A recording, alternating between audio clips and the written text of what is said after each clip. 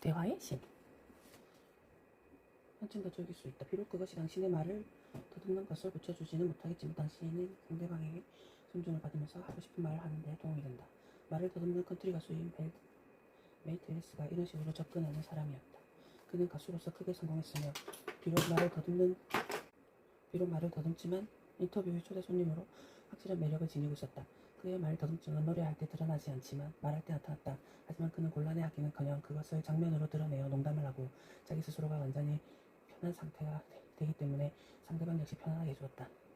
플로리다에서 TV쇼를 하던 시절에 선천적으로 고객파열증을 지니고 태어나 말 알아듣기가 어려운 출연자가 있었다. 그러나 그는 기꺼이 쇼에 출연하여 자신에 대해 얘기했다. 그런 장애인에 대한 훌륭한 선입견에도 불구하고 그는 엄청난 부자였다. 그는 무엇으로 백만장자가 되었을까? 놀라지 마시라. 그는 세일즈맨이었다. 누구에게나 가식 없이 말을 했고 자신의 발음이 이상하다는 명백한 사실을 숨기려 들지 않았다. 그는 자신의 어쩔 수 없는 처지를 받아들였고 다른 사람도 그렇게 하도록 함으로써 성공했던 것이다. 읽었던 부분이군. 대화의 신. 어드바이스 1. 상대방에게 진정한 관심을 가져라. 가능한 한 상대방의 눈을 똑바로 쳐다보며 말하고 진심으로 그들을 존중하라. 만일 앞에 있는 사람의 말에 관심이 없거나 존중하지 않으면 그와 성공적으로 대화를 나눌 생각을 버려야 한다. 당신 자신에 대해 개발하라. 말하는 동안 자신을 드러내야 한다. 당신이 지나온 길을 어떠하며 당신이 싫어하고 좋아하는 것이 무엇인지 말해주는 것이 대화의 기본 태도이자 서로를 조금씩 알아가는 방식이다. 말을 잘 전달하기 위해서는 듣는 사람들로 하여금 나의 경험을 함께 공유하도록 해야 한다. 말하기는 하면 할수록 잘하게 되어 있다. 말은 많이 해볼수록 더 잘하게 되고 재미를 느끼게 된다. 말하는 방법에 관해 책을 보고 공부할 수도 있고 방이나 차 안에서 혼자 말하기를 연습할 수도 있다. 말을 잘하기 위한 연습을 하려고만 한다면 방법은 얼마든지 있다. 말 잘하는 사람들의 영리한 대화법. 최고의 화자들만 아는 8가지 말하기 습관. 대부분 성공한 사람들은 말을 잘한다. 거꾸로 말하면 말 잘하는 사람이 성공한다는 것이다. 이것은 놀랄 일도 아니다. 만일 당신이 말 잘하는 능력을 개발한다면 당신은 성공할 수 있다는 뜻이다. 당신이 이미 성공한 사람이라면 더 나은 화자가 됨으로써 더 큰 성공을 이룰 수 있다. 자기 자신을 표현할 수 없는 사람도 성공할 수 있냐고? 난 그런 사람을 한 번도 보지 못했다. 어쩌면 성공한 사람들도 사적인 대화에 서툴거나 대중 앞에서는 말을 못할 수도 있다. 하지만 꼭 필요한 자리에서 그들은 아주 말을 잘하며 성공을 쟁취하거나 때로는 위대해지기까지 한다. 해리 트루먼을 위대한 웅변가로 부르는 사람은 없지만 많은 사람들이 그를 위대한 대통령이라고 부른다. 그 이유는 그가 정치적 협상에서는 뛰어난 사람이었기 때문이다. 비록 매혹적인 연사는 아니었지만 그는 자신을 정확히 표현할 줄 아는 탁월한 커뮤니케이터였다. 그는 자신의 이상을 화려한 수사법 대신 단순하고 명료한 언어로 표현했다. 트루먼의 그 책임은 내게 있다 라는 단순한 구절보다 대통령의 임무를 더 잘 요약한 말은 없다. 이 한마디는 그의 뛰어난 가수를 보여준다. 트루먼처럼 린든 존슨도 평범한 화자였지만 의원 후계실에서 상대의 옷깃을 잡으면서 얘기하는 동안만은 최고였다. 마틴 루터 킹 목사는 트루먼이나 존슨과는 정반대적인 측면에서 성공적이었다. 그는 무대 위에서 마이크에 말을 쏟아놓는 비범한 능력으로 온 나라를 뒤흔들 수 있는 매혹적인 대중연설가였다. 대중연설에 대해서는 이 책의 뒤에서 좀 더 언급하겠다. 우리들 대부분의 최대 관심은 대중연설보다는 매일매일의 일상적인 대화, 그것이 사교적이든 직업적인 대화든 그것은 어떻게 하면 효과적으로 하는가에 있는 것이다. 지금까지 방송 중이나 그렇지 않을 때만 난 모든 사람들을 회고해보면 말 잘하는 사람들은 다음과 같은 8가지 말하기 습관을 지니고 있었다. 1. 익숙한 주제라도 새로운 시각을 가지고 사물을 다른 관점에서 바라본다. 2. 폭넓은 시야를 가지고 일상의 다양한 논점과 경험에 대해 생각하고 말한다. 3. 열정적으로 자신의 일을 설명한다. 4. 언제나 자기 자신에 대해서만 말하려 하지 않는다. 5. 호기심이 많아서 좀 더 알고 싶은 일에 대해서는 왜? 라는 질문을 던진다. 6. 상대에게 공감을 나타내고 상대의 입장이 되어 말할 줄 안다. 7. 유머 감각이 있어 자신에 대한 농담도 꺼려하지 않는다. 8. 말하는데 자기만의 스타일이 있다. 색다른 관점과 통찰력을 드러내라. 첫 번째 특징은 말 잘하는 사람들에게 가장 빈번하게 나타나는 요소다. 프랭크 시나트라가 그 좋은 본보기다. 그는 언제나 만찬을 빛내는 게스트였는데 모든 일에 관심을 나타냈다. 그와 그의 직업에 대해 이야기할 때면 그가 스타이기 때문이 아니라 음악에 대한 그의 심오한 지식 때문에 매료되었다. 그는 자신의 일에 대하여 많은 생각을 하고 있기 때문에 기대 밖의 새로운 통찰력을 보여주었다. 어느 날 밤 캘리포니아에서 어빙 볼린을 기리는 사적인 만찬에서 나는 그의 앞에 앉아 있었다. 식사가 끝난 뒤 그는 벌린의 명곡 중 하나를 불러달라는 요청을 받았다. 내 연배나 나보다 나이 많은 사람들은 그 노래를 부드럽고 달콤한 사랑 노래로 연인에게 바치는 낭만적인 찬송으로 기억하고 있었다. 그러나 프랭크는 날 놀라게 했다. 전 이 노래를 자주 부르곤 했죠. 언제나 부드러운 발라드로 불렀어요. 그러나 오늘 밤에는 조금 다른 기분으로 해보죠. 왠지 아세요? 사실은 아주 가슴 아픈 노래랍니다. 난 잠시 생각에 빠졌고 우리들은 곧 그 노래 가사를 암송하기 시작했다. 프랭크가 말했다. 지금 이 사나이는 화가 나 있습니다. 그래서 오늘 밤에는 다른 스타일로 불러보죠. 프랭크 시나트라는 노래를 잘할 뿐 아니라 꼭 곡에서에도 탁월함을 보여줬다. 그는 이처럼 친숙한 노래에도 다른 가수가 생각하지 못했던 새로운 시각을 보여줌으로써 대화를 빛나게 했다. 그 이후 나는 늘 프랭크가 말했던 식으로 그 노래를 들었다. 그가 뛰어난 화자인 것은 바로 이런 까닭이다. 다양한 경험과 시각은 훌륭한 이야기가 된다.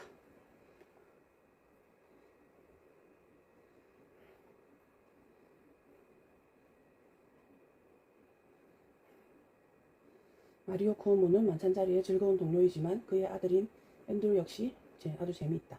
그들은 대를 이어 뉴욕 주지사로 일해왔다. 앤드루 쿠오모는 클린턴 행정부에서 주택 및 도시개발 담당하는 서기관보로 일했다. 그는 총명받는 변호사로서 사무소를 개업하고 많은 경력을 쌓아 나가던 중 그 일을 그만두었다. 그 후 워싱턴으로 옮긴 뒤 행정부에 참여하여 공국정책 분야에 많은 일을 하였다.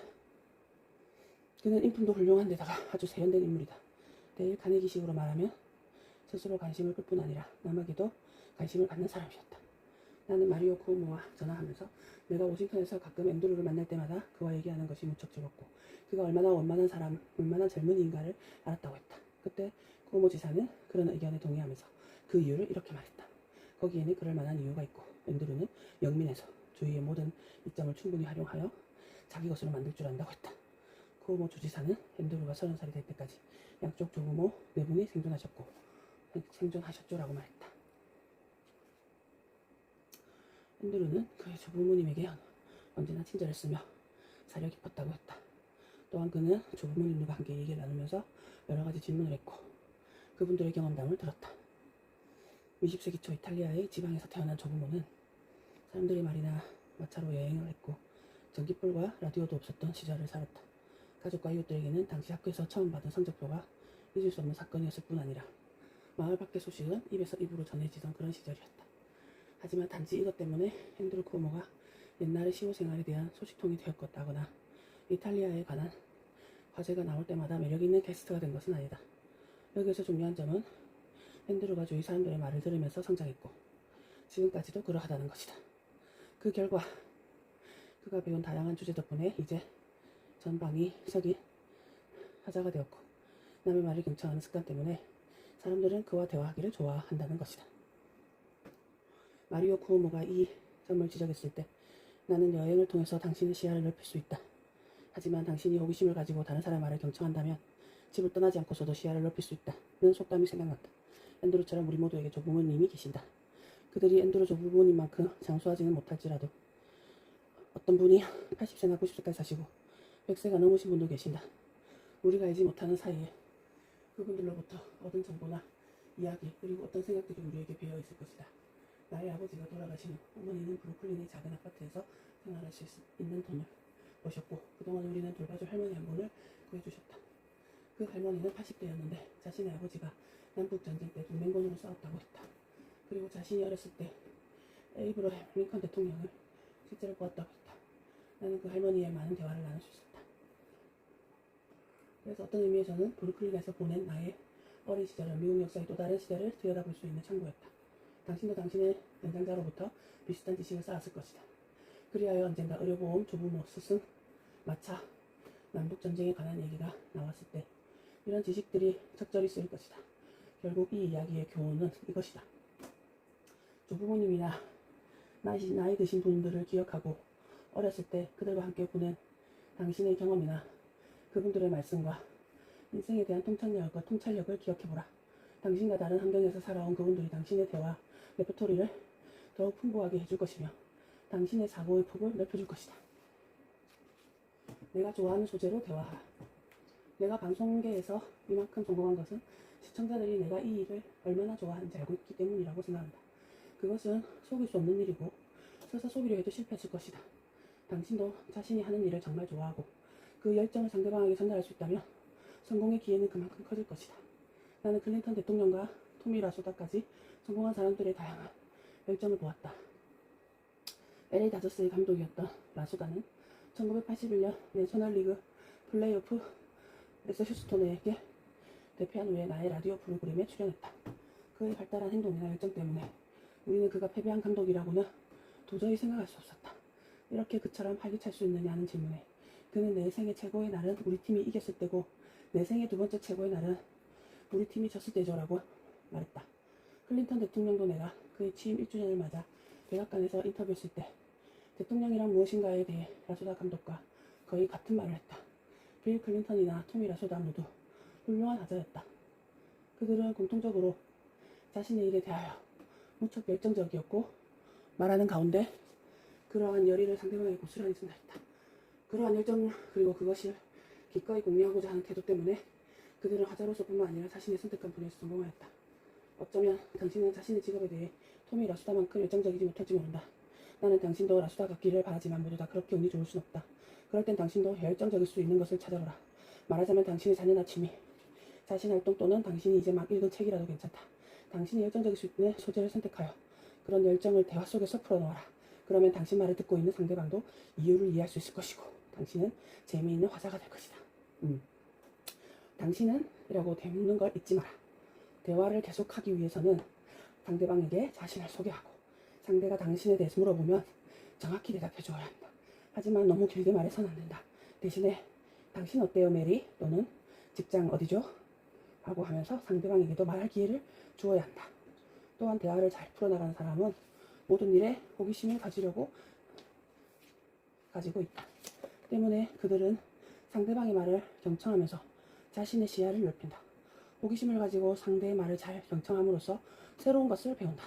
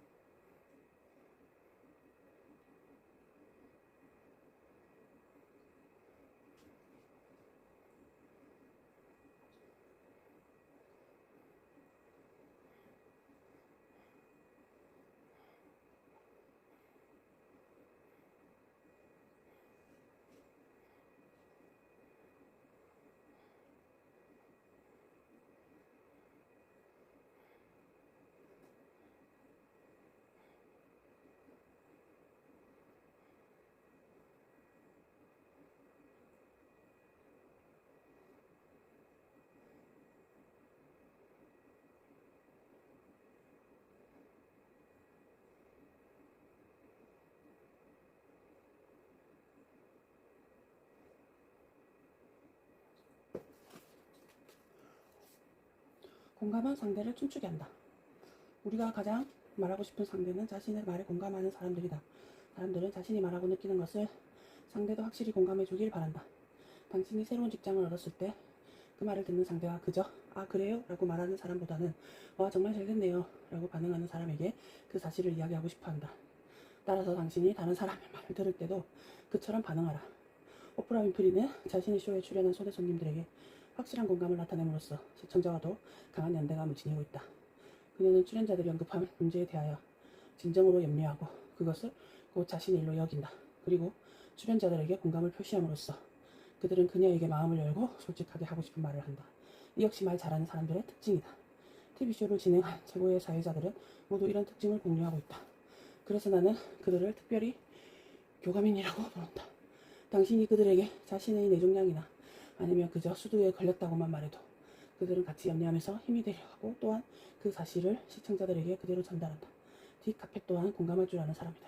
그는 대단히 지적이고 시야가 넓은 사람인데 자신의 쇼에 출연한 손님들의 말초적인 감정을 건드리기보다는 출연자 개인에 대한 관심을 가지고 그들이 진정으로 느끼는 화에 대하여 더 많은 흥미를 나타내는 스타일이다. 타이밍 못 맞춘 유머는 마이너스다. 유머는 어느 자리에서나 그렇듯 대화에서도 꼭 필요하다. 때로는 대화의 상패를 결정할 만큼 정말 중요하다.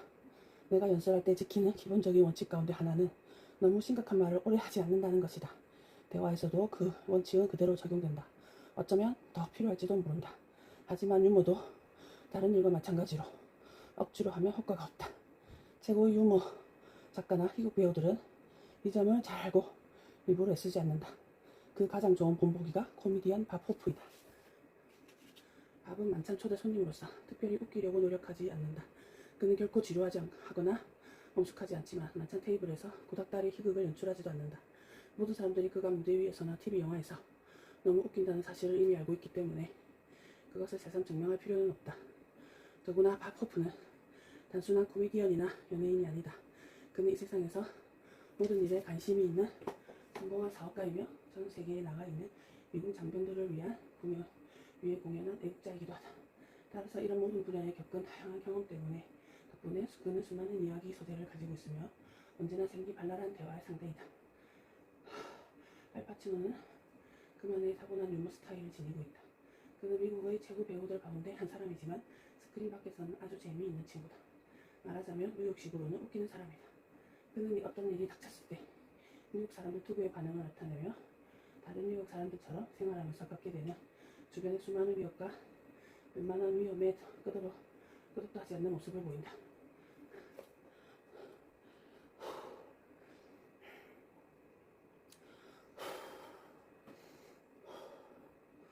1994년 1월 로스앤젤레스에서 대지진이 발생한 몇 시간 후 우리들은 월터 크런카이트 펠렛 몇 사람과 함께 버버리 월시 호텔 로비에 서 있었다. 그 전날 저녁 그곳에서 케이블 TV 시상식이 있어서 우리 일행은 그 도시를 방문 중이었다. 그래서 지진이 발생했을 때 상황에 대해서 서로 이야기하면서 우리들 모두는 매우 놀라워하고 있었다. 그러나 파치노는 그 일을 벌써 잊어버리고는 이렇게 말했다. 나야 뉴욕 출신 아닙니까? 폭탄이 한 방 터진 줄 알았죠. 그것은 농담이 아니었고 그저 표정 없는 한마디였을 뿐이다. 그러나 그 순간 우리들은 한바탕 웃고 풀어졌다. 또 다른 특유의 스타일을 가진 사람은 조지 번즈였다. 그는 텔레비전에서 우리가 본 그대로였다. 웃기는 일 말고는 다른 길이 없는 그가 평생 동안 대화 속에서 개그 소재를 수집한 것은 자연스러운 일이다. 예를 들면 파티에서 대화 소재가 건강관리이고 모든 사람들이 여러가지 관리 방안을 심각하게 고려하고 있다고 가정해보자. 그때 누군가가 100세가 되는 조지에게 요즘 여자들은 어떻게 생각하냐고 물었다. 그는 나의 하루에 시가를 10대 피우고 매일 점심 먹을 때마다 마티니 더블 두 잔, 저녁에 또 2잔을 마시죠. 그리고 젊었을 때보다 더 여자들과 어울립니다. 그러면 사람들은 의사가 그 점을 어떻게 생각하냐고 물어봅니다. 라고 말했다. 그리고 자정을 한번 둘러보고는 태어난 말투로 이렇게 말했다. 그런데 내 주치의는 10년 전에 죽었어요. 조지 번즈는 역시 조지 번즈였다. 그가 일상적인 일을 말한다 해서 지루해하는 사람은 없었다. 그의 일상적인 말이 곧 그 자신이고 우리를 모두 그 점을 잘 알고 있었다. 따라서 그의 테이블에 있는 초대 손님들은 지루함 대신 즐거움을 느꼈다.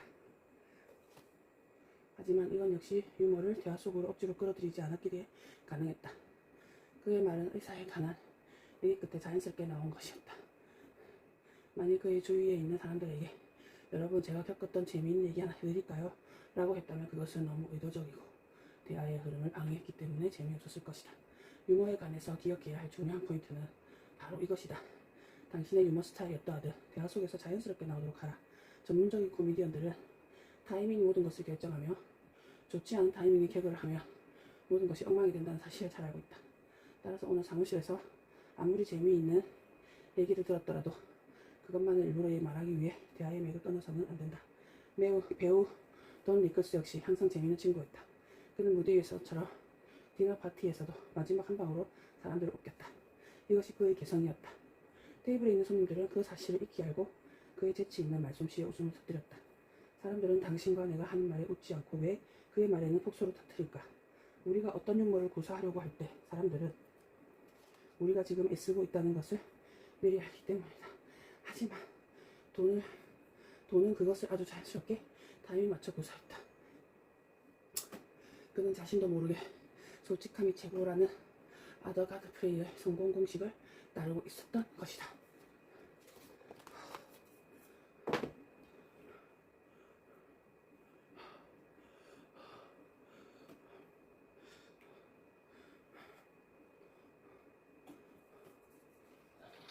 둘, 셋, 넷, 다섯, 일곱, 여덟, 아홉, 둘, 셋, 넷, 다섯, 여덟, 아홉, 둘, 셋,